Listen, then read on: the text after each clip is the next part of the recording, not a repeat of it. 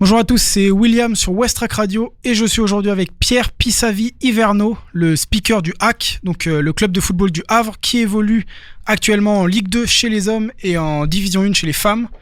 Donc Pierre, bienvenue sur Westrack Radio. Salut William. Alors un speaker, pour ceux qui ne savent pas, c'est celui qui parle dans le micro durant un match et qui enflamme le stade.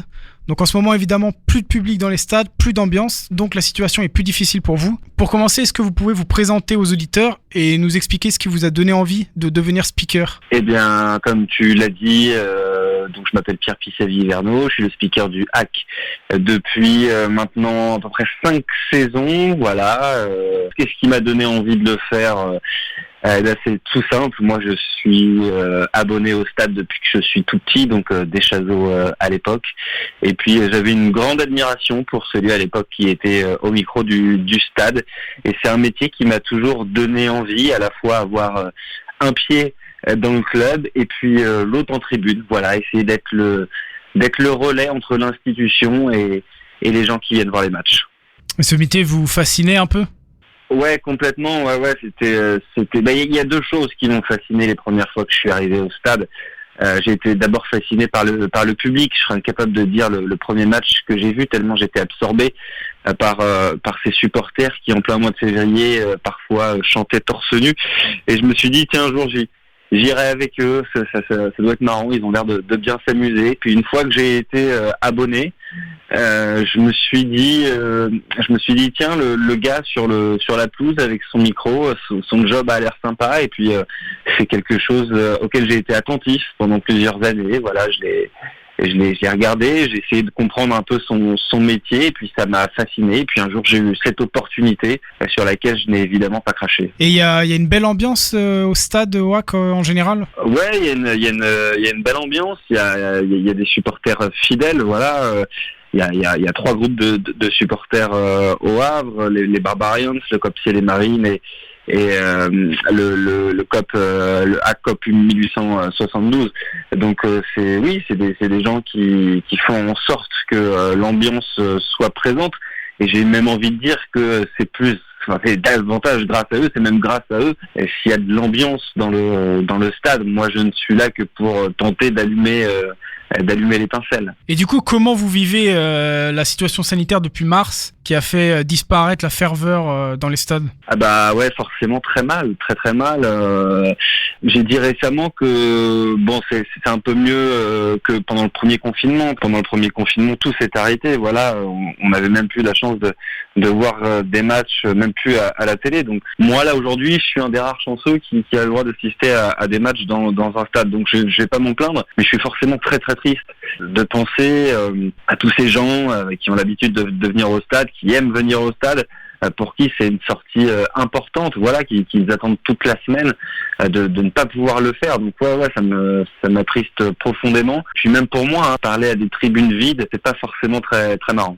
Oui, et puis ça permet en temps normal, ça permet de faire décompresser aussi certaines personnes, peut-être de leur travail qui peut parfois être difficile, de venir au stade. Ouais, le stade, c'est une bulle. Moi, après, je le prends comme ça. Je sais pas si c'est pour tout le monde pareil, mais moi, quand je suis au stade, personnellement, c'est vraiment ma bulle. Mes petits soucis perso, professionnels restent vraiment à l'extérieur du stade pour me concentrer pendant 1h30 et un peu plus sur cet univers si particulier. Donc oui, j'imagine que je suis pas le seul dans ce cas-là. Et puis voilà, essayer de donner du bonheur aux gens, essayer de leur faire passer un bon moment. C'est en tout cas notre mission et on est triste de pas pouvoir le faire. Ouais. Et du coup, en tant que speaker, comment vous vous êtes adapté à cette situation inédite ? J'ai vu que vous faisiez des choses en ligne du coup avec le public. Ouais, c'est ça. En fait, on prend le problème un petit peu au jour le jour parce que les nouvelles consignes, les nouvelles mesures sanitaires tombent les unes après les autres. Donc, il faut s'adapter assez rapidement. On a fait un premier match à huis clos il y a un mois contre Pau. Et là, pour nous, c'était un petit peu le match test. On savait pas vraiment où on allait. Même moi, dans ma préparation du match, je savais pas vraiment ce que j'allais pouvoir dire, comment le dire, parce qu'il y a des moments forts dans la préparation d'un match. et son public, ces moments forts ont forcément moins de sens. Donc oui, il a fallu s'adapter, il a fallu trouver d'autres moyens d'entretenir ce lien avec le public, et le moyen qu'on a trouvé, c'est bien sûr de passer par les réseaux sociaux. Donc maintenant, avant les matchs, on essaie de mettre en place plusieurs choses, notamment sur Instagram, pour faire vivre l'avant-match comme si on était au stade, mais bon, on n'y est pas, mais voilà, pour essayer que les gens puissent quand même être concernés par ce qui se passe, et pouvoir entretenir ce lien, et ce qui nous semble assez important. Et ça marche bien, du coup, vous avez beaucoup de monde qui participe à ces... Ouais, bah, comme je te disais, tout se met en place un petit peu au jour le jour. Pau, ça a été un petit peu un match test. On a réitéré l'expérience pour le match contre Caen la semaine passée. Oui, on a eu de plus en plus de monde. Voilà, moi, je veux même encore aller plus loin, même avec le club. On veut tous forcément aller plus loin, avec plus de live, plus d'interactivité avec les supporters, avec les spectateurs, pour qu'ils puissent vraiment être plongés dans cet univers-là le temps d'un match. Donc oui, on a de plus en plus de monde, et puis on est encouragé aussi par tous les gens qui nous suivent, qui nous disent que voilà, que c'est des bonnes initiatives, que c'est cool, que ça leur fait du bien. Donc nous, on a envie de continuer et de pousser le bouchon un peu plus loin. Ouais, c'est une bonne chose, parce que c'est vrai que le foot, du coup, ça permet un peu d'oublier aussi tout ce qui se passe en ce moment, qui peut parfois être pesant aussi. Ouais, forcément, bah c'est comme je disais tout à l'heure, c'est un peu un exutoire dans la vie de tous les jours, même hors Covid. Après, c'est vrai que là, dans cette période hyper compliquée pour tout le monde, où forcément le moral est mis à rude épreuve, une sortie comme ça, une passion comme ça pourrait peut-être permettre à certains justement de retrouver un peu le moral. Donc c'est notre job aussi, voilà, d'entretenir ce lien, et de leur faire comprendre que de toute façon un club sans un public c'est rien. Donc on a besoin du soutien, et puis voilà, on essaye de leur apporter un petit peu de bonheur si c'est possible. Ouais, et justement, on le remarque bien, le foot sans le public, ça a plus vraiment le même charme. Et selon vous, quelles sont les plus grandes conséquences de la crise sanitaire sur le monde du football ? Oula, c'est une question compliquée. Ouais, effectivement, ça a beaucoup moins de charme. Moi, j'en suis le premier déçu, comme je disais tout à l'heure. Moi, je suis un abonné de la première heure de Deschazos, donc c'est une situation, qu'on n'a jamais connue, quoi. C'est du foot à huis clos. C'est dur. Ça perd forcément de son essence. Je pense que déjà les conséquences, elles vont être pour les clubs, qui vont financièrement avoir du mal à se retrouver, comme tout le monde. Voilà, parce que la billetterie, mine de rien, c'est aussi une rentrée d'argent importante. Et puis, faut savoir qu'il y a eu une campagne d'abonnement dans les clubs en début de saison. Donc voilà, il va falloir rembourser des gens aussi sur des abonnements qui avaient été pris. Donc oui, j'imagine que la première conséquence va être financière, et puis après, j'espère que ce sera la seule, parce que j'espère qu'une fois que tout sera terminé, on pourra laisser derrière nous toutes les mesures sanitaires, tout le protocole qui est parfois lourd au stade, pour revenir à une vie de stade qu'on aime tant, quoi. Ouais, parce que là, la situation, elle s'améliore progressivement, mais vous pensez que, imaginons que ça devait durer comme ça pendant un certain temps, vous pensez que par exemple les fans qui regardent le foot seulement à la télévision, ils pourraient se désintéresser au bout d'un moment? C'est une crainte qu'on peut avoir. Déjà, on peut craindre que des gens aient peur de revenir. On a vu ça après le confinement, des gens qui psychologiquement avaient été atteints et qui avaient du mal finalement à ressortir. Voilà, tout ça avait été un peu brutal. Alors, est-ce que de ressortir pour se retrouver avec 5, 7, 8, 10 000 personnes, voilà, ça va revenir comme ça du jour au lendemain, j'espère. Mais oui, ça va certainement peut-être laisser des séquelles, mais j'espère que tout sera terminé le plus rapidement possible. Et les joueurs du HAC, vous savez comment ils vivent cette situation? Il y a pas ça se ressent? Est-ce que ça se ressent sur leur niveau, le manque de public, par exemple?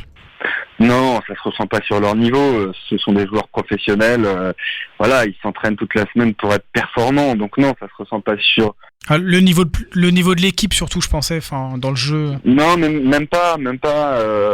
Après, on parle du public comme le 12e homme. celui qui, dans des moments précis, peut faire pencher la balance. Le public sent ces choses-là. Ceux qui ont l'habitude d'aller au stade sentent quand l'équipe va moins bien, et justement c'est à ce moment-là que le public a tendance à pousser, et c'est ce regain qui parfois permet à l'équipe de se sentir mieux quand elle est en situation de difficulté, mais après ça ne change pas forcément le niveau des joueurs. Par contre, je sais très bien que les joueurs sont aussi atteints par cette situation, parce que eux aussi ils vivent une grande première, un football sans public. Ils sont très très peinés de voir qu'il n'y a plus personne dans le stade. Ils ont l'impression d'être dans une bulle un peu bizarre aussi, et forcément le public leur manque. Voilà, ils font ce métier pour évoluer dans des stades le plus plein possible. Ouais, donc c'est surtout mentalement que ça doit être plus dur pour se motiver, quoi. Bah peut-être. Après, je parle sans forcément connaître la chose, parce que je suis pas footballeur ni sportif de haut niveau. Mais comme je disais tout à l'heure, effectivement, ces moments de fin de match où la fatigue commence à se faire sentir, ces moments de moins bien où le public pourrait apporter un petit peu son aide, n'existe plus aujourd'hui. Donc forcément, ils y pensent, et ça les fait pas rire non plus. Et concernant votre métier en particulier, en période normale, comment vous préparez un match et comment vous préparez votre discours du coup pour essayer d'enflammer un peu la rencontre? Moi je prépare déjà mon match en étant vraiment attentif toute la semaine précédant le match sur toute l'actualité du club. Voilà, je sais pas s'il y a tel ou tel joueur qui est blessé, ou un de nos joueurs qui rentre dans le classement des meilleurs buteurs, ou je ne sais quelle info. Voilà, j'essaie d'engranger ça pour les rappeler lors du match. Je me renseigne aussi beaucoup sur l'adversaire, quel est son classement, quels sont ses meilleurs joueurs. Voilà, le but c'est aussi d'informer les gens, voilà, qui sont au stade, leur donner les clés pour qu'ils puissent apprécier le match dans les meilleures conditions. Donc voilà comment je prépare mon match, et puis généralement je fais un petit discours avant la composition de notre équipe à nous, qui est généralement un peu improvisé. C'est un message pour que les fans puissent justement tenter de pousser leur équipe, et c'est généralement un message improvisé qui me vient sur le moment. Comment on apprend du coup à devenir speaker? Moi j'ai pas forcément appris, parce que j'ai appris en tout cas en le faisant. Voilà, je l'avais jamais fait avant de le faire au HAC. Et puis c'est un ami en fait qui était avant moi au micro du stade. Il est parti et il m'a demandé si je voulais reprendre le micro du club. J'ai dit avec grand plaisir. Et puis finalement je me suis retrouvé un petit peu dans l'arène sans forcément savoir ce qu'il fallait faire. Et puis j'ai tenté de regarder un petit peu ce que faisaient les autres. Je communique pas mal avec certains de mes confrères, notamment avec mon ami de Caen, François. Voilà, on apprend sur le tas, puis en se renseignant, en demandant conseil auprès des plus aguerris dans le métier. Et le foot, du coup, c'est un sport que vous suivez depuis longtemps? Ah oui, moi je suis fan de football depuis le début. Je suis même plus fan du HAC que de football en règle générale. Voilà, moi j'ai appris à connaître le football à travers le HAC. Donc j'ai été passionné du HAC avant d'être passionné de football. Pendant que j'apprenais à aimer le HAC, je ne connaissais que ça en termes de football. Puis après, il y a eu la Coupe du Monde 98 qui a donné un petit peu, qui a mis en lumière le sport pour les jeunes de mon âge à l'époque. Et puis voilà, après je me suis passionné pour plein d'autres choses dans ce milieu. Et du coup, je suis obligé de vous poser la question. Vous avez été marqué un peu par le décès de Maradona? Ouais, bien sûr. Je l'ai pas vu jouer parce que j'étais trop petit, mais j'ai vu plusieurs de ses matchs. J'ai un DVD à la maison. Ce matin, j'ai encore regardé un documentaire sur lui. Voilà, même si on ne l'a pas vu jouer, on est tous d'accord pour dire que c'est très certainement l'un, voire le meilleur joueur qui ait jamais évolué dans le monde. Donc forcément, c'est une grande perte pour le football, Et oui, tous les fans de football sont aujourd'hui un peu tristes, forcément. Bon, Pierre, merci d'avoir répondu à nos questions. Merci William, avec plaisir. On espère évidemment que le public reviendra très vite dans les stades pour que vous puissiez exercer votre métier le mieux possible. Exactement, on les attend de pied ferme et on espère qu'on pourra faire la fête tous ensemble comme on avait l'habitude de le faire avant. C'était William sur West Track Radio. Bonne journée à tous.